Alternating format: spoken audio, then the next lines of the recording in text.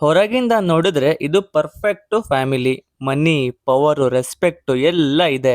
ಆದ್ರೆ ಈ ಫ್ಯಾಮಿಲಿ ಒಳಗೆ ಕಾಲಿಟ್ಟ ತಕ್ಷಣ ಗೊತ್ತಾಗುತ್ತೆ ಇಲ್ಲಿ ಎಲ್ಲವೂ ಸುಳ್ಳು.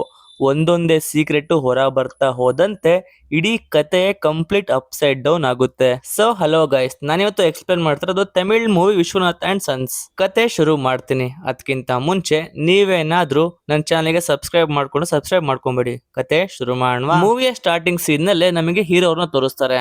ಅವ್ರು ನನ್ ಅದರ್ ದೆನ್ ಸೂರ್ಯ. ಈ ಮೂವಿಯಲ್ಲಿ ಅವ್ರ ಹೆಸರು ಸಂಜಯ್ ವಿಶ್ವನಾಥ್. ಇಂಡಿಯಾದಲ್ಲೇ one of the top rich man ಇವರು. ಎಷ್ಟೇ ದುಡ್ಡಿದ್ರು ಇವರಿಗೆ ಸ್ಪೋರ್ಟ್ಸ್ ಅಂದ್ರೆ ಬಹಳ ಕ್ರೇಜ್ ಆಗಿರುತ್ತೆ. ಹಾಗಾಗಿ ಇಂಡಿಯಾಗೆ ಒಲಿಂಪಿಕ್ಸ್ ನಲ್ಲಿ ಶೂಟಿಂಗ್ ಕಾಂಪಿಟಿಷನ್ ನಲ್ಲಿ ಭಾಗವಹಿಸ್ತಾನೆ.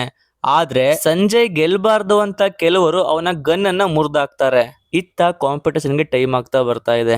ಏನ್ ಮಾಡೋದು ಅಂತ ತೋಚದಿರುವಾಗ ಸಂಜಯ್ಗೆ ಅವನ ಅಪ್ಪ ಚಿಕ್ಕ ವಯಸ್ಸಿನಲ್ಲೇ ಒಂದು ಮಾತು ಹೇಳಿರ್ತಾರೆ. ಅದು ನೆನಪಾಗುತ್ತೆ. ನಮ್ಮ ಹತ್ರ ಇರೋ ಒಂದು ವಸ್ತು ಮುರಿದು ಹೋದ್ರೆ ತಕ್ಷಣ ಎಸಿಬಾರ್ದು, ಅದನ್ನ ಸರಿ ಮಾಡಿ ಮತ್ತೆ ಯೂಸ್ ಮಾಡ್ಬೇಕು ಅಂತ ಹೇಳಿರ್ತಾರೆ. ಅದನ್ನ ನೆನೆಸ್ಕೊಂಡ್ಬಿಟ್ಟು ಸಂಜಯ್ ತನ್ನ ಗನ್ ಅನ್ನ ತಾನೇ ರೆಡಿ ಮಾಡಿ ಕಾಂಪಿಟಿಷನ್ ನಲ್ಲಿ ಆಡಿ ಇಂಡಿಯಾಗೆ ಗೋಲ್ಡ್ ಮೆಡಲ್ ಗೆದ್ದು ತರ್ತಾನೆ. ಮಗ ಒಲಿಂಪಿಕ್ಸ್ ನಲ್ಲಿ ಗೋಲ್ಡ್ ಮೆಡಲ್ ಗೆದ್ದಿದ್ದಕ್ಕೆ ಅಮ್ಮಂಗೆ ಸಖತ್ ಖುಷಿ. ಯಾಕಂದ್ರೆ ಸಂಜಯ್ ಚಿಕ್ಕವನಿದ್ದಾಗೇನೆ ಅಪ್ಪ ತೀರ್ಕೊಂಡಿರ್ತಾರೆ. ಅವನು ಫುಲ್ಲು ಅಮ್ಮನ ಆರೈಕೆಯಿಂದನೇ ಬೆಳೆದಿರ್ತಾನೆ. ಸಂಜಯ್ ಅವರಪ್ಪ ದೊಡ್ಡ ಬಿಸ್ನೆಸ್ ಮ್ಯಾನ್. ಎಷ್ಟೇ ದುಡ್ಡು ಆಸ್ತಿ ಇದ್ರೂ ಕೂಡ ಮಗನ್ನ ಹೇಗೆ ಬೆಳೆಸ್ಬೇಕು ಅಂತ ಅಮ್ಮ ಸೂಪರ್ ಆಗಿ ಬೆಳೆಸಿರ್ತಾರೆ. ಆದ್ರೆ ಸಂಜಯ್ ಅಮ್ಮಂಗೆ ಇರೋದು ಒಂದೇ ಒಂದು ಕೊರಗು. ಎಷ್ಟೇ ಆಸ್ತಿ ಇದ್ರೂ ಈ ವಂಶಕ್ಕೊಂದು ವಾರಸ್ದಾರ ಇಲ್ವಲ್ಲ ಅಂತ ಫೀಲ್ ಮಾಡ್ತಾ ಇರ್ತಾರೆ. ಯಾಕಂದ್ರೆ ಮಗಂಗೆ ಆಲ್ರೆಡಿ 40 ವರ್ಷ ದಾಟಿದೆ, ಮದುವೆನೇ ಆಗ್ತಿರಲ್ಲ. ಅಮ್ಮ ಹೇಳ್ತಾರೆ ನನಗೋಸ್ಕರ ಮದ್ವೆ ಮಾಡ್ಕೊಳ್ಳೋ ಮಗ ಅಂತ. ಎಷ್ಟು ಕೇಳ್ಕೊಂಡ್ರು ಕೂಡ ಮಗ ಹೇಳ್ತಾನೆ ಇರ್ತಾನೆ, ನನಗೆ ಮದುವೆ ಮೇಲೆ ಆಸಕ್ತಿನೇ ಇಲ್ಲಮ್ಮ ಅಂತ ನೆಪ ಹೇಳಿ ಸ್ಕಿಪ್ ಮಾಡ್ತಾ ಇರ್ತಾನೆ. ಕೊನೆಗಾಲದಲ್ಲಿ ಮೊಮ್ಮಗನ ಜೊತೆ ಟೈಮ್ ಸ್ಪೆಂಡ್ ಮಾಡ್ಬೇಕು ಮಗ ಅಂತ ಕೇಳ್ತಾರೆ. ಆದ್ರೆ ಆ ಒಂದು ಆಸೆಗೆ ಸಂಜಯ್ ಒಪ್ತಾ ಇರಲ್ಲ. ನೆಕ್ಸ್ಟ್ ಸೀನ್ ಅಲ್ಲಿ ಹೀಗಿರುವಾಗ ಇದ್ದಕ್ಕಿದ್ದಂತೆ ಅಮ್ಮಂಗೆ ಹೆಲ್ತ್ ಅಪ್ಸೆಟ್ ಆಗುತ್ತೆ.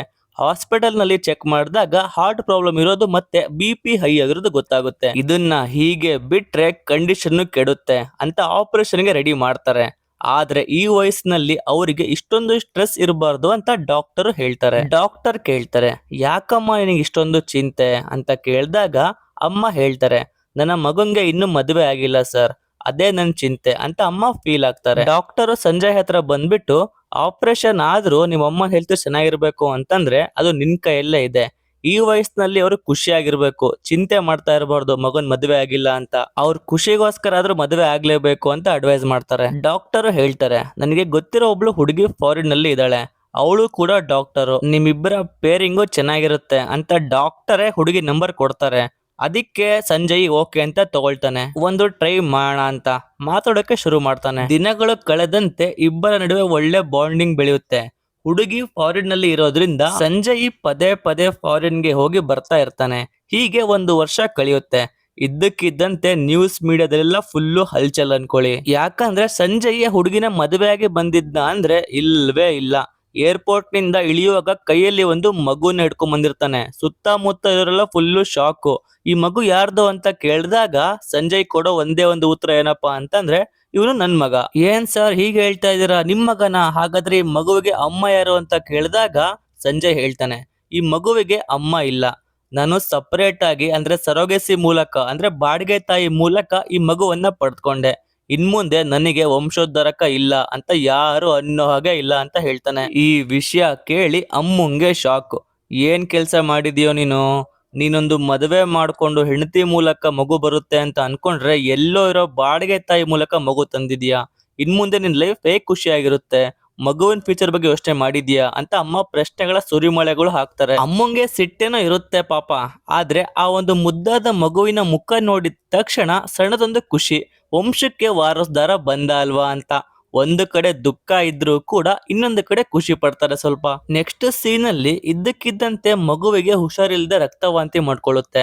ಹಾಸ್ಪಿಟಲ್ಗೆ ಅಡ್ಮಿಟ್ ಮಾಡಿ ಚೆಕ್ ಮಾಡಿದಾಗ ಗೊತ್ತಾಗುತ್ತೆ ಮಗುವಿಗೆ ಮೂಳೆ ಸಂಬಂಧಿಸಿದ ಒಂದು ವಿಚಿತ್ರ ಕಾಯಿಲೆ ಇದೆ ಅಂತ. ಇದನ್ನು ಕ್ಯೂರ್ ಮಾಡ್ಬೇಕಂತಂದ್ರೆ ಡೋನರ್ ಬೇಕು. ಡೋನರ್ ಅಮ್ಮ ಅಥವಾ ಅಪ್ಪ ಆಗಿರ್ಬೇಕು. ಬೇರೆಯವರಾದ್ರೂ ನಡೆಯುತ್ತೆ, ಬಟ್ ಸ್ವಂತ ರಕ್ತವಾದ್ರೆ ಮಗುವಿಗೆ ಸೇಫ್ ಅಂತ ಡಾಕ್ಟರ್ಸ್ ಹೇಳಿರ್ತಾರೆ. ತಕ್ಷಣ ಸಂಜಯ್ ಅವರ ಬ್ಲಡ್ ನ ಚೆಕ್ ಮಾಡ್ತಾರೆ. ಆದ್ರೆ ಮ್ಯಾಚ್ ಆಗೋ ಚಾನ್ಸ್ ತುಂಬಾ ಕಮ್ಮಿ ಇರುತ್ತೆ. ಬಟ್ ಮಗುವಿನ ಅಮ್ಮನನ್ನ ಹುಡುಕಿದ್ರೆ ಖಂಡಿತ ಮಗುವಿನ ಜೀವ ಉಳಿಸಬಹುದು ಅಂತ ಡಾಕ್ಟರ್ಸ್ ಡಿಸಿಷನ್ ಕೊಡ್ತಾರೆ. ಈಗ ಬೇರೆ ದಾರಿಯೇ ಇಲ್ಲ, ಮಗುವಿನ ಅಮ್ಮನ್ನ ಹುಡುಕಿ ತಂದ್ರೇನೆ ಆಪರೇಷನ್ ಸಕ್ಸಸ್ ಆಗೋದು. ವಿಶ್ವ ಹೇಗಾದ್ರೂ ಮಾಡಿ ಹುಡುಕ್ಬೇಕು ಅಂತ ಟ್ರೈ ಮಾಡ್ತಾನೆ. ಆಕ್ಚುಲಿ ಸರೋಗೆಸಿಯಲ್ಲಿ ಅಮ್ಮನ ವಿವರ ಹೊರಗೆ ಬಿಡೋದು ಲೀಗಲಿ ಇಲ್ಲೀಗಲ್ಲು. ಆದ್ರೂ ತನ್ನ ಪವರ್ ಮತ್ತೆ ದುಡ್ಡಿನಿಂದ ಆ ಮಗುವಿನ ಅಮ್ಮ ಯಾರು ಅಂತ ಹುಡುಕಿ ತೆಗಿತಾನೆ. ಆ ಹುಡುಗಿ ಹೆಸರು ಮ್ಯಾಡಿ. ಅಮೆರಿಕದಲ್ಲಿದ್ದಾಳೆ ಅಂತ ಗೊತ್ತಾಗುತ್ತೆ. ತಕ್ಷಣ ಅಮೆರಿಕಾಗೆ ಹಾರಿ ಆ ಹುಡುಗಿನ ಹುಡುಕಿದ್ರೆ ಅಲ್ಲಿ ಎಲ್ರು ಮ್ಯಾಡಿ ಮ್ಯಾಡಿ ಅಂತ ಬೂಟಾಟಿಕೆ ಮಾಡಿ ಹ್ಯಾಪಿ ಬರ್ತ್ಡೇ ಅಂತ ಆಚರಿಸ್ತಾ ಇರ್ತಾರೆ. ಸಂಜಯ್ಗೆ ತಲೆ ಕೆಟ್ಟು ಹೋಗುತ್ತೆ, ಎಲ್ಲಿ ಬಂದ್ ಸಿಗಾಕೊಂಡಪ್ಪ ಅಂತ. ಯಾಕಂದ್ರೆ ಮ್ಯಾಡಿ ಫುಲ್ಲು ಚೈಲ್ಡಿಶ್ ಆಗಿ ಜಾಲಿ ಮೋಡ್ ನಲ್ಲಿ ಬರ್ತ್ಡೇನ ಎಂಜಾಯ್ ಮಾಡ್ತಾ ಇರ್ತಾಳೆ. ಆದ್ರೆ ಸಂಜಯ್ಗೆ ಅನ್ಸುತ್ತೆ ಅವಳು ನೋಡಿದ ತಕ್ಷಣ ತುಂಬಾ ಶಾಕ್ ಆಗುತ್ತೆ ಅವನಿಗೆ. ಯಾಕಂದ್ರೆ ಅವಳಿಗೆ ಬರೀ 22 ವರ್ಷ. ಅವನು ಅನ್ಕೋತಾನೆ, ಏನಪ್ಪಾ ಇದು 22 ವರ್ಷದ ಹುಡುಗಿ ಮೂಲಕ ನನಗೆ ಮಗು ಪಡ್ಕೊಂಡ ಅಂತ ಸಖತ್ ಟೆನ್ಷನ್ ಆಗ್ತಾನೆ. ತಕ್ಷಣ ಫಾರಿನ್ ನಲ್ಲಿ ಇರೋ ಡಾಕ್ಟರ್ಗೆ ಕಾಲ್ ಮಾಡ್ತಾನೆ. ಅದೇ ಅಮ್ಮಂಗೆ ಚೆಕ್ ಮಾಡಿದ ಡಾಕ್ಟರು ತನ್ನ ಫ್ರೆಂಡ್ ಅಂತ ರೆಫರೆನ್ಸ್ ಕೊಟ್ಟಿದ್ರಲ್ವಾ, ಅದೇ ಡಾಕ್ಟರು. ಆ ಡಾಕ್ಟರು ಮದ್ವೆಗಲ್ಲ, ಈ ಸರೋಗಸಿಗೆ ಹೆಲ್ಪ್ಗಾಗಿಯೇ ರೆಫರ್ ಮಾಡಿದ್ದು. ಆ ಡಾಕ್ಟರು ಹೇಳ್ತಾಳೆ, ಹೌದು ನೋಡಿ, ನಿಮ್ಮ ಅದೃಷ್ಟಕ್ಕೆ ತಮಿಳ್ ಹುಡುಗಿನೇ ಸಿಕ್ಕಿದ್ಲು ಸರೋಗೆಸಿಗೆ. ಆದ್ರೆ ಸರೋಗೆಸಿಗೆ ಯಾವ ಹುಡುಗಿನೂ ಫೋರ್ಸ್ ನಿಂದ ಬರಲ್ಲ, ತಮ್ಮ ಓನ್ ಇಂಟ್ರೆಸ್ಟ್ ಇಂದ ಬರ್ತಾರೆ. ಅವಳಿಗೆ ಏನೋ ಪ್ರಾಬ್ಲಮ್ ಇತ್ತು ಪಾಪ, ಅದಕ್ಕೆ ಮಾಡ್ಕೊಂಡಿರ್ಬೇಕು ಅಂತ ಹೇಳ್ತಾಳೆ. ಆಕ್ಚುಲಿ ಸಂಜಯ್ಗೆ ಇದು ಡೈಜೆಸ್ಟ್ ಆಗಲ್ಲ. ಆದ್ರೂ ಮಗುವಿನ ಜೀವ ಮುಖ್ಯ ಅಂತ ಮ್ಯಾಡಿ ಹತ್ರ ಹೋಗಿ ಹೇಳ್ತಾನೆ, ಮಗುವಿಗೆ ಪ್ರಾಬ್ಲಮ್ ಆಗಿದೆ, ಡೋನರ್ ಬೇಕು, ನೀನು ಬಂದು ಹೆಲ್ಪ್ ಮಾಡು ಅಂತ ಕೇಳ್ತಾನೆ. ಆದ್ರೆ ಮ್ಯಾಡಿಗೆ ಮಗುವಿನ ಮೇಲೆ ಯಾವುದೇ ಅಟ್ಯಾಚ್ಮೆಂಟ್ ಇರಲ್ಲ. ನಾನು ಬರ್ತೀನಿ, ಬಟ್ ನನಗೆ ದುಡ್ಡು ಬೇಕು, $75,000 ಪ್ಲಸ್ ನನ್ನ ಟ್ರಾವೆಲ್ ಎಕ್ಸ್ಪೆನ್ಸ್ ಎಲ್ಲ ನೀವೇ ನೋಡ್ಕೋಬೇಕು ಅಂತ ಕಂಡೀಷನ್ ಹಾಕ್ತಾಳೆ. ಸಂಜಯ್ಗೆ ಫುಲ್ಲು ಶಾಕು. ಮಗುವಿಗೆ ಹುಷಾರಿಲ್ಲ ಅಂದ್ರೆ ದುಡ್ಡು ಕೇಳ್ತಾಳಲ್ಲಪ್ಪ ಇವಳು ನಿಜವಾಗ್ಲೂ ಮಗುವಿನ ಅಮ್ಮನ ಅಂತ ಡೌಟ್ ಬರುತ್ತೆ. ಆದ್ರೂ ಕಂಡೀಷನ್ಗೆ ಓಕೆ ಅಂತ ಮ್ಯಾಡಿನ ಮನೆ ಕರ್ಕೊಂಡು ಬರ್ತಾನೆ. ಮನೆಗೆ ಬಂದ ತಕ್ಷಣ ಅಮ್ಮಂಗೆ ಫುಲ್ಲು ಶಾಕು. ಅವಳು ಅನ್ಕೊಂತಾಳೆ, ಇವಳು ಇಷ್ಟೊಂದು ಚಿಕ್ಕ ಹುಡುಗಿನ ಇವಳ ಹತ್ರ ಮಗು ಪಡ್ಕೊಂಡ ಅಂತ ಆಶ್ಚರ್ಯ ಪಡ್ತಾಳೆ. ಮ್ಯಾಡಿ ಮನೆಗೆ ಬಂದಿದ್ದೆ ಸ್ವಲ್ಪ ಆಟಿಟ್ಯೂಡ್ ನಲ್ಲಿ ಮಾತಾಡ್ತಾಳೆ. ಅದು ಅಮ್ಮಂಗೆ ಹಿಡ್ಸೋದಿಲ್ಲ, ಅವಳಿಗೆ ಸಿಟ್ಟು ಬರುತ್ತೆ. ಮ್ಯಾಡಿ ಮನೆಗ್ ಬಂದಿದ್ದೆ ತಡ, ಮಗು ಬಗ್ಗೆ ಸ್ವಲ್ಪನಾದ್ರೂ ವಿಚಾರಿಸ್ಬೇಕು ತಾನೆ, ಅದೇನು ಮಾಡಲ್ಲ ಅವಳು, ಬರೀ ಬೇರೆ ವಿಷಯಗಳ ಬಗ್ಗೆ ಮಾತಾಡ್ತಾ ಇರ್ತಾಳೆ. ನೆಕ್ಸ್ಟ್ ಸೀನ್ ನಲ್ಲಿ ಸಂಜಯ್ ಅವರಮ್ಮ ಕೇಳ್ತಾಳೆ ಮ್ಯಾಡಿಗೆ, ಯಾಕಮ್ಮ ಹೀಗ್ ಮಾಡ್ದೆ, ನಿನ್ ಕತೆ ಏನು? ಅದಕ್ಕೆ ಮ್ಯಾಡಿ ಹೇಳ್ತಾಳೆ, ನನ್ನ ಅಪ್ಪ ಅಮ್ಮ ಚಿಕ್ಕಂದಿನಲ್ಲೇ ತೀರ್ಕೊಂಡ್ರು, ನಾನು ಅನಾಥ ಆಶ್ರಮದಲ್ಲಿ ಬೆಳೆದಿದ್ದು, ಓದಿಗಾಗಿ ಸಾಲ ಮಾಡ್ಕೊಂಡಿದ್ದೆ, ಬಡ್ಡಿ ಮೇಲೆ ಬಡ್ಡಿ ಜಾಸ್ತಿ ಆಗ್ತಾನೆ ಇತ್ತು. ಆ ಟೈಮ್ನಲ್ಲಿ ಸರೋಗಸಿ ಮೂಲಕ ಮಗು ಹೆತ್ತರೆ ದುಡ್ಡು ಸಿಗುತ್ತೆ ಅಂತ ಗೊತ್ತಾಗಿ ಒಪ್ಕೊಂಡೆ. ಈಗ ನಿಮ್ಮ ಮಗ ಮಗುವಿಗೆ ಪ್ರಾಬ್ಲಮ್ ಅಂತ ಕರ್ಕೊಂಡ್ ಬಂದ್ರು ಅಂತ ಸ್ಟ್ರೈಟ್ ಅಂಡ್ ಸಿಂಪಲ್ ಆಗಿ ಕಥೆನ ಹೇಳ್ತಾಳೆ. ಎಷ್ಟೇ ಕಷ್ಟಗಳಿದ್ರು ಅದನ್ನ ಹೊರಗೆ ತೋರಿಸದೆ ನಗ್ತಾ ಇರೋ ಮ್ಯಾಡಿಯ ಈ ಒಂದು ಗುಣ ಅಮ್ಮಂಗೆ ಇಷ್ಟವಾಗುತ್ತೆ. ಇಬ್ಬರ ಮಧ್ಯೆ ಒಳ್ಳೆ ಕನೆಕ್ಷನ್ ಬೆಳೆಯುತ್ತೆ. ಮ್ಯಾಡಿ ಅಮ್ಮನನ್ನು ಹೆಸರಿಟ್ಟು ಕರೀತಾಳೆ. ಬಡತನದಲ್ಲಿದ್ದ ಮ್ಯಾಡಿ ಸಂಜಯ್ ಮನೆಯಲ್ಲಿದ್ದು ಲೈಫ್ ನ ಸಖತ್ತಾಗಿ ಎಂಜಾಯ್ ಮಾಡ್ತಾ ಇರ್ತಾಳೆ. ಆದ್ರೆ ಸಂಜಯ್ ವಾರ್ನ್ ಮಾಡ್ತಾ ಇರ್ತಾನೆ ಅವಾಗವಾಗ, ಮ್ಯಾಡಿ ನೀನು ಈ ಒಂದು ಮಗುವಿನ ಅಮ್ಮನೇ ಇರ್ಬೋದು, ಬಟ್ ಆಪರೇಷನ್ ಆದ ತಕ್ಷಣ ಹೊರಟು ಹೋಗ್ಬೇಕು, ಜಾಸ್ತಿ ಅಟ್ಯಾಚ್ ಆಗ್ಬೇಡ ಅಂತ ಹೇಳ್ತಾನೆ. ಸೆಂಟಿಮೆಂಟ್ಗೆ ಇಲ್ಲಿಗೇನು ವರ್ಕ್ ಆಗಲ್ಲ ಅಂತ ಕ್ಯಾಶುಯಲ್ ಆಗಿ ಹೇಳ್ತಾನೆ. ಅದಕ್ಕೆ ಮ್ಯಾಡಿ ಓಕೆ ಎಂಜಾಯ್ ಮಾಡ್ಬಿಟ್ಟು ಆಪರೇಷನ್ ಆದ್ಮೇಲೆ ಮುಗಿಸ್ಕೊಂಡು ಆರಾಮಾಗಿ ಹೋಗೋಣ ಅಂತ ಅನ್ಕೊಂತಾಳೆ. ಇದೇ ಟೈಮ್ ನಲ್ಲಿ ಸಂಜಯ್ ತನ್ನ ಎಲ್ಲಾ ವರ್ಕರ್ಸ್ಗೆ ತುಂಬಾನೇ ಹೆಲ್ಪ್ ಮಾಡ್ತಾ ಇರ್ತಾನೆ. ಅದನ್ನ ಮ್ಯಾಡಿ ನೋಡ್ತಾಳೆ. ಅವನ ಮೇಲೆ ಅವಳಿಗೆ ಒಳ್ಳೆ ಇಂಪ್ರೆಷನ್ ಬರುತ್ತೆ, ಇನ್ನು ತುಂಬಾ ಒಳ್ಳೆಯವನು ಅಂತ. ನೆಕ್ಸ್ಟ್ ಸೀನ್ ಅಲ್ಲಿ ಆಪರೇಷನ್ ದಿನ ಹತ್ರ ಬರುತ್ತೆ. ಮ್ಯಾಡಿ ತನ್ನ ಮೂಳೆಯ ಭಾಗವನ್ನು ಮಗುವಿಗೆ ಡೊನೇಟ್ ಮಾಡ್ತಾಳೆ. ಆಪರೇಷನ್ ಸಕ್ಸಸ್ಫುಲಿ ಆಗುತ್ತೆ. ಆದ್ರೆ 2 ವಾರ ಹಾಸ್ಪಿಟಲ್ ನಲ್ಲೇ ಇರ್ಬೇಕಾಗುತ್ತೆ. ಸಂಜಯ್ ಅವರಮ್ಮ ಅವರಿಬ್ರು ಚೆನ್ನಾಗಿ ನೋಡ್ಕೊಳ್ತಾಳೆ. ಮ್ಯಾಡಿಗೆ ಇದು ಹೊಸ ಅನುಭವ, ಯಾಕಂದ್ರೆ ಅವಳು ಚಿಕ್ಕಂದಿನಿಂದ ನನ್ನ ಯಾರು ಹೀಗೆ ನೋಡ್ಕೊಂಡಿಲ್ಲ ಅಂತ ಎಮೋಷನಲ್ ಆಗ್ತಾಳೆ. ಸಂಜಯ್ ಕೂಡ ಪ್ರತಿದಿನ ನೈಟ್ ಹಾಸ್ಪಿಟಲ್ ನಲ್ಲೇ ಮಲಗಿ ಮಗುವನ್ನ ನೋಡ್ಕೊತಾ ಇರ್ತಾನೆ. ಇದನ್ನ ನೋಡಿ ಮ್ಯಾಡಿಗೆ ಫುಲ್ಲು ಇಂಪ್ರೆಸ್ ಆಗ್ತಾಳೆ. ಮ್ಯಾಡಿ ತುಂಬಾನೇ ಎಮೋಷನಲ್ ಆಗಿ ಹೇಳ್ತಾಳೆ, ಸಂಜಯ್ ನಾನು ದುಡ್ಡಿಗಾಗಿ ಬಂದಿದ್ದೆ ನಿಜ, ಆದ್ರೆ ಇಲ್ಲಿಗೆ ಬಂದ್ಮೇಲೆ ದುಡ್ಡಿನ ಮೇಲಿದ್ದ ಆಸೆ ಎಲ್ಲ ಹೋಯ್ತು. ನಿಮ್ಮ ಅಮ್ಮ, ಮಗು, ನೀನು ಎಲ್ರನ್ನ ನೋಡಿ ನನಗೊಂದು ಸ್ವಂತ ಕುಟುಂಬ ಸಿಕ್ತು ಅಂತ ಅನ್ನಿಸ್ತಾ ಇದೆ. ನಾನು ದುಡ್ಡಿಗಾಗಿ ಆಪರೇಷನ್ಗೆ ಒಪ್ಪಿದ್ರೂ ಕೂಡ ಈಗ ಒಬ್ಬ ಅಮ್ಮನಾಗಿ ಮಗುವನ್ನ ಉಳಿಸ್ಬೇಕು ಅನ್ನೋ ಪ್ರೀತಿಯಿಂದ ಮಾಡ್ದೆ ಅಂತ ಹೇಳ್ತಾಳೆ. ಅದಕ್ಕೆ ಸಂಜಯ್ ಹೇಳ್ತಾನೆ, ಚಿಂತೆ ಮಾಡ್ಬೇಡ, ನೀನು ನನ್ನ ಜೊತೆ ಇರೋವರೆಗೂ ನಿನ್ ಜವಾಬ್ದಾರಿ ನಂದು ಅಂತ ಮಾತು ಕೊಡ್ತಾನೆ. ಈ ಮಾತು ಕೇಳಿ ಮ್ಯಾಡಿಗೆ ತುಂಬಾ ಖುಷಿ ಆಗುತ್ತೆ. ಆದ್ರೆ ಇಷ್ಟೊಂದು ಒಳ್ಳೆಯವನು ಯಾಕೆ ಸರೋಗಸಿ ಮೂಲಕ ಮಗು ಪಡ್ಕೊಂಡ ಅಂತ ಮ್ಯಾಡಿಗೆ ಒಂದು ಡೌಟ್ ಬರುತ್ತೆ. ಅದಕ್ಕೆ ಸಂಜೆ ಅವ್ರ ಅಮ್ಮ ಹತ್ರ ಹೋಗಿ ಕೇಳ್ತಾಳೆ ಯಾಕೆ ಈ ತರ ಅಂತ. ಆಗ ಸಂಜೆ ಅವ್ರ ಅಮ್ಮ ಹೇಳ್ತಾಳೆ, ಅವನು ಚಿಕ್ಕ ವಯಸ್ಸಿನಲ್ಲಿ ಅವನ ಅಪ್ಪನಿಂದ ತುಂಬಾ ನೋವು ಅನುಭವಿಸಿದಾನೆ. ಸಂಜಯ್ ಅವರಪ್ಪ ಒಬ್ಬ ನಟಿಯನ್ನ ಎರಡನೇ ಮದುವೆ ಆದ. ಅದಕ್ಕೆ ಸಂಜಯ್ಗೆ ಹಿಡಿಸ್ಲಿಲ್ಲ. ಅವನು ಹೋಗಿ ಕೇಳ್ದ, ಯಾಕಪ್ಪ ಈ ತರ ಮಾಡ್ತಿದ್ಯಾ? ಅದಕ್ಕೆ ಅವರಪ್ಪ ಹೇಳ್ದ, ನಿನ್ನ ಅಮ್ಮನ ಮೇಲಿದ್ದ ಪ್ರೀತಿ ಕಡಿಮೆ ಆಯ್ತು ಮಗ, ಅದಕ್ಕೆ ಇನ್ನೊಂದ್ ಮದುವೆ ಆದೆ ಅಂತ ಹೇಳ್ತಾನೆ. ಅದಕ್ಕೆ ಸಂಜಯ್ ಮತ್ತೆ ಕೇಳ್ತಾನೆ, ಯಾವ್ದಾದ್ರು ವಸ್ತು ಹಾಳಾದ್ರೆ ಸರಿ ಮಾಡ್ಬೇಕು ಅಂತ ನೀವೇ ತಾನೇ ಹೇಳ್ಕೊಟ್ಟಿದ್ದು, ಅಮ್ಮನ ಮೇಲೆ ಇರೋ ಪ್ರೀತಿನ ಯಾಕೆ ಮತ್ತೆ ತರಬಾರ್ದು ಅಂತ ಕೇಳ್ತಾನೆ. ಅದಕ್ಕೆ ಅಪ್ಪ ಹೇಳ್ದ, ಅದು ವಸ್ತು, ಇದು ಪ್ರೀತಿ. ನಾಳೆ ನೀನು ದೊಡ್ಡವನಾಗಿ ಮದುವೆ ಆದ್ಮೇಲೆ ನಿನ್ ಹೆಂಡತಿ ಮೇಲಿರೋ ಪ್ರೀತಿ ಹೋಗ್ಬಿಟ್ಟು ಬೇರೆ ಹುಡುಗಿ ಮೇಲೂ ಬರ್ಬೋದು ಅಂತ ಹೇಳ್ದ. ಅವಾಗ್ಲೇ ಸಂಜಯ್ ಶಪಥ ಮಾಡ್ದ, ನೀವು ಆ ತಪ್ಪು ಮಾಡಿರ್ಬೋದು, ಆದ್ರೆ ನಾನ್ ಮಾಡಲ್ಲ, ನಾನು ಜೀವನ ಪೂರ್ತಿ ಮದುವೆನೇ ಆಗಲ್ಲ ಅಂತ. ಅಂದು ಹೇಳ್ದವನು 40 ವರ್ಷ ಆಯ್ತು, ಇನ್ನೂ ಮದುವೆ ಆಗಿಲ್ಲ.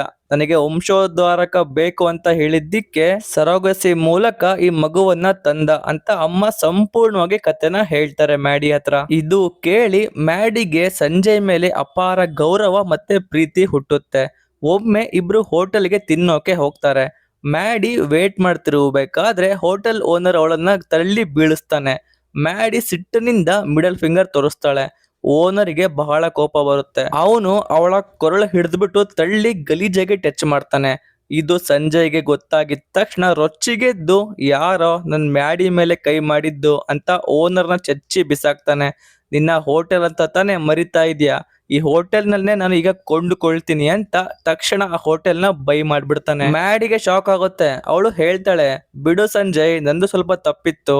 ಆದ್ರೆ ಸಂಜಯ್ ಹೇಳ್ತಾನೆ, ತಪ್ಪು ನಿಂದೆ ಆಗಿದ್ರು ನಾನ್ ನಿನ್ನೆ ಸಪೋರ್ಟ್ಗೆ ನಿಲ್ಲೋದು. ಆ ಮೂಮೆಂಟ್ ನಲ್ಲೇ ಮ್ಯಾಡಿ ಫಿಕ್ಸ್ ಆಗ್ತಾಳೆ, ಮದ್ವೆ ನಾನು ಪಕ್ಕ ಇವನ್ನೇ ಆಗೋದು ಅಂತ. ದುಡ್ಡಿಗಾಗಿ ಬಂದ ಮ್ಯಾಡಿಗೆ ಮಗುವಿನ ಪ್ರೀತಿ, ಅಮ್ಮನ ವಾತ್ಸಲ್ಯ, ಗಂಡನ ಪ್ರೀತಿ ಎಲ್ಲವೂ ಸಿಗದಂತೆ ಅನ್ಸ್ಬಿಟ್ಟು ಈ ಕುಟುಂಬವನ್ನ ಬಿಟ್ಟು ಹೋಗ್ಬಾರ್ದು ಅಂತ ನಿರ್ಧರಿಸ್ತಾಳೆ. ಆದ್ರೆ ಸಂಜಯ್ ನೆನಪಿಸ್ತಾ ಇರ್ತಾನೆ ಮತ್ತೆ ಮತ್ತೆ, ಮಗು ಜೊತೆ ಮತ್ತೆ ನನ್ ಜೊತೆ ಜಾಸ್ತಿ ಅಟ್ಯಾಚ್ ಆಗ್ಬೇಡ, ಹೊರಟು ಹೋಗುವಾಗ ಕಷ್ಟವಾಗುತ್ತೆ ಅಂತ ಹೇಳ್ತಾನೆ ಇರ್ತಾನೆ. ನೆಕ್ಸ್ಟ್ ಸೀನ್ ಅಲ್ಲಿ ಆಪರೇಷನ್ ಮುಗೀತು. ಮ್ಯಾಡಿ ಊರಿಗೆ ಹಿಂತಿರುಗುವ ಸಮಯ ಬರುತ್ತೆ. ಆದ್ರೆ ಅವಳಿಗೆ ಹೋಗೋಕೆ ಮನ್ಸೇ ಇಲ್ಲ. ಅವಳು ಸಂಜಯ್ ಅಮ್ಮ ಹತ್ರ ಹೋಗ್ಬಿಟ್ಟು, ಇಷ್ಟು ದಿನ ಹೆಸರಿಡಿದು ಕರಿತಾ ಇದ್ದೆ ನಿಮ್ಮನ್ನ, ನೀವು ಒಪ್ಪಿದ್ರೆ ಇನ್ಮುಂದೆ ಅತ್ತೆ ಅಂತ ಕರಿತೀನಿ ಅಂತ ಹೇಳ್ತಾಳೆ. ಇದನ್ನ ಕೇಳಿಸ್ಕೊಂಡ್ಬಿಟ್ಟು ಅಮ್ಮಂಗೆ ಖುಷಿಯೋ ಖುಷಿ. ಏನೋ ಅತ್ತೆ ಅಂದ್ಯಾ, ಹಾಗಾದ್ರೆ ನಿನಗೆ ಸಂಜಯ್ ಮೇಲೆ ಪ್ರೀತಿ ಇದೆ ಅಂತ ಅರ್ಥ ಮಾಡ್ಕೊಂಡ್ಬಿಟ್ಟು ಸಂಜಯ್ ಹತ್ರ ಹೋಗಿ ಹೇಳ್ತಾಳೆ, ಮ್ಯಾಡಿನ ಕಳಿಸ್ಬೇಡ ಮಗ, ಅವಳು ನಿನ್ನ ಇಷ್ಟ ಪಡ್ತಾ ಇದ್ದಾಳೆ, ನಮ್ ಜೊತೆನೆ ಇರ್ಲಿ ಅಂತ ಹೇಳ್ತಾಳೆ. ಆದ್ರೆ ನಮ್ಮ ಹೀರೋ ಗೊತ್ತಲ್ವಾ, ಅವರು ಒಪ್ಪಲ್ಲ. ಅಮ್ಮ, ನನಗೆ 40 ವರ್ಷ, ಅವಳಿಗೆ 22 ವರ್ಷ, ಈ ಏಜ್ ಗ್ಯಾಪ್ ನಲ್ಲಿ ನಾವು ಒಂದಾದ್ರೆ ಪ್ರಾಬ್ಲಮ್ಸ್ ಬರುತ್ತೆ ಅಂತ ಹೇಳ್ಬಿಟ್ಟು ಮ್ಯಾಡಿನ ಏರ್ಪೋರ್ಟ್ಗೆ ಡ್ರಾಪ್ ಮಾಡಿ ಬರ್ತಾನೆ. ಕತೆ ಇಲ್ಲಿಗೆ ಮುಗೀತು ಅಂತ ಅನ್ಕೊಳ್ಳುವಷ್ಟರಲ್ಲಿ ದೊಡ್ಡ ಟ್ವಿಸ್ಟ್ ಬರುತ್ತೆ. ಮರುದಿನ ನ್ಯೂಸ್ ನಲ್ಲಿ ದೊಡ್ಡ ಧಮಾಕ. ಮ್ಯಾಡಿ ಸಂಜಯ್ ಮನೆ ಮುಂದೆ ಪ್ರೊಟೆಸ್ಟ್ ಮಾಡ್ತಾ ಇರ್ತಾಳೆ, ನಾನೇ ಈ ಮಗುವಿನ ತಾಯಿ, ನನ್ನ ಮಗುವನ್ನ ನೋಡೋಕೆ ಬಿಡ್ತಾ ಇಲ್ಲ, ನಾನು ಕೋರ್ಟಿಗೆ ಹೋಗ್ತೀನಿ ಅಂತ ಹಠ ಹಿಡಿತಾಳೆ. ಅವಳ ಉದ್ದೇಶ ಸಂಜಯ್ನ ವಾಪಸ್ ಪಡೆಯೋದೇ ಆಗಿರುತ್ತೆ. ಅದ್ ಬಿಟ್ರೆ ಬೇರೆ ಏನು ಇರೋದಿಲ್ಲ. ಕೇಸು ಕೋರ್ಟಿಗೆ ಹೋಗುತ್ತೆ. ಸಂಜಯ್ ಹೇಳ್ತಾನೆ ಅಗ್ರಿಮೆಂಟ್ ಸೈನ್ ಆಗಿದೆ ಅಂತ. ಆದ್ರೆ ಮ್ಯಾಡಿ ಹೇಳ್ತಾಳೆ, ಅದು ಅಮೆರಿಕದಲ್ಲಾಗಿದ್ದು, ಇಂಡಿಯಾದಲ್ಲಿ ಚಾಲ್ತಿ ಆಗಲ್ಲ ಅಂತ ವಾದ ಮಾಡ್ತಾಳೆ. ಮ್ಯಾಡಿ ಕೋರ್ಟ್ ನಲ್ಲಿ ಹೇಳ್ತಾಳೆ, ಮಗುವಿಗೆ ಅಮ್ಮನ್ ಪ್ರೀತಿ ಬೇಕು ಲಾರ್ಡ್, ಯಾಕಂತಂದ್ರೆ ಇವರು ಬಿಸ್ನೆಸ್ ಮ್ಯಾನ್, ಬೆಳಿಗ್ಗೆ ಹೋದ್ರೆ ನೈಟ್ ಬರ್ತಾರೆ, ಮಗುವನ್ನ ಹೇಗೆ ನೋಡ್ಕೊಳ್ತಾರೆ ಅಂತ ಕೇಳ್ತಾಳೆ. ಇವಾಗ ಜಡ್ಜು ತೀರ್ಪು ನೀಡ್ತಾರೆ, ಸಂಜಯ್ 6 ತಿಂಗಳು ಮಗು ನಿಮ್ಮ ಹತ್ರನೇ ಇರ್ಲಿ, ಆದ್ರೆ ನಮ್ಮ ಕೋರ್ಟ್ ಟೀಮು ಬಂದು ಅಬ್ಸರ್ವ್ ಮಾಡುತ್ತೆ, ನಿಂದನೆ ಕಂಡು ಬಂದರೆ ಮಗು ಅಮ್ಮನಿಗೆ ಸಿಗುತ್ತೆ.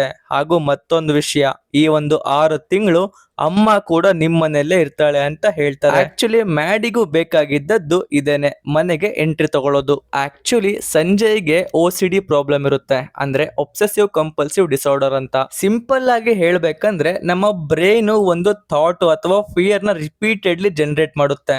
ಅದರಿಂದ ಆಂಗ್ಸೈಟಿ ಆಗುತ್ತೆ. ಆ ಆಂಗ್ಸೈಟಿ ಕಡಿಮೆ ಮಾಡ್ಕೊಳ್ಳೋದಕ್ಕೆ ನಾವು ಮತ್ತೆ ಮತ್ತೆ ಒಂದು ಆಕ್ಷನ್ ಮಾಡ್ತೀವಿ. OCD ಹೇಗೆ ವರ್ಕ್ ಆಗುತ್ತೆ ಅಂತಂದ್ರೆ, ಇದೊಂದು ಲೂಪ್ ತರ ಇಮ್ಯಾಜಿನ್ ಮಾಡ್ಕೊಳ್ಳಿ. ಉದಾಹರಣೆಗೆ, ನಾನು ಡೋರು ಲಾಕ್ ಮಾಡಿದ್ನೋ ಇಲ್ವೋ ಡೌಟು, ಆಂಗ್ಸೈಟಿ, ಮತ್ತೆ ಹೋಗಿ ಲಾಕ್ ಚೆಕ್ ಮಾಡೋದು. ಓಕೆ, ಲಾಕ್ ಇದೆ ಅಂತ ರಿಲೀಫ್ ಆಗುತ್ತೆ. 5 ನಿಮಿಷದ ನಂತರ ಮತ್ತೆ ಡೌಟ್ ಬರುತ್ತೆ, ಲಾಕ್ ಮಾಡಿದ್ನೋ ಇಲ್ಲೋ ಅಂತ. ಮತ್ತೆ ಹೋಗಿ ಚೆಕ್ ಮಾಡ್ತೀನಿ. ಸೊ ಇದೇ OCD.